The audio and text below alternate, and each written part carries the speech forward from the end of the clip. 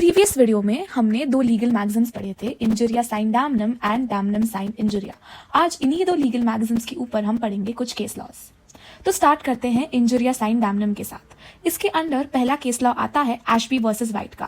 Facts of the case ये हैं कि एशबी जो प्लेंटिफ थे वो एक एलिजिबल वोटर थे और जब वो उनका वोट कास्ट करने गए तब वहां पर जो इलेक्शन ऑफिसर थे उन्होंने उन्हें वोट ही करने नहीं दिया। उन्होंने एशबी को इलेक्शंस के लिए वोट करने से रोक दिया और उन्हें विदाउट एनी रीजन वोट नहीं करने दिया। इसमें इंपॉर्टेंट बात यह ध्यान में रखनी चाहिए कि भले ही एशबी वोट नहीं कर पाए पर उन्हें जिस कैंडिडेट को वोट देना था वही कैंडिडेट जीत गया, मतलब उनका कोई एक्चुअल डैमेज या लॉस नहीं हुआ।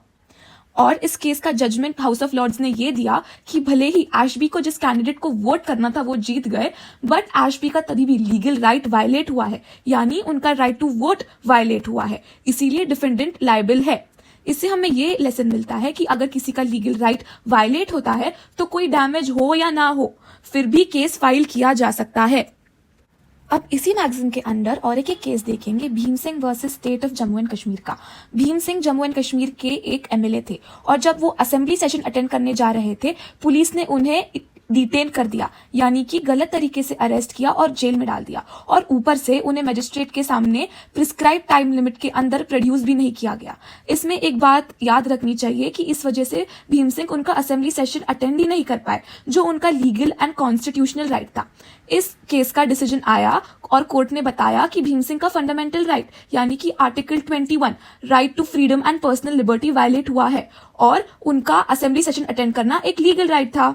तो कोर्ट ने भीम सिंह को कंपेंसेशन के तौर पर 50,000 रुपीज अवार्ड किए और उन्हें रिलीज भी कर दिया। इससे भी हमें यही लेसन मिलता है कि लीगल राइट वायलेट होना चाहिए।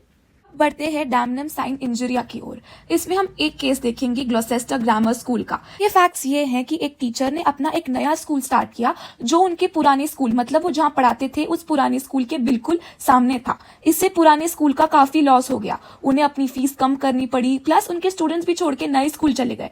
अब यहाँ इंपॉर्टेंट बात ये आती है कि नया स्कूल खोलना तो उस टीचर का लीगल राइट है, उन्होंने कोई इलीगल काम तो नहीं किया है, बट तभी भी पुराने स्कूल के हेडमास्टर ने उन टीचर के ऊपर केस फाइल कर दिया कि उन्हें उस नए स्कूल की वजह से नुकसान हो रहा है।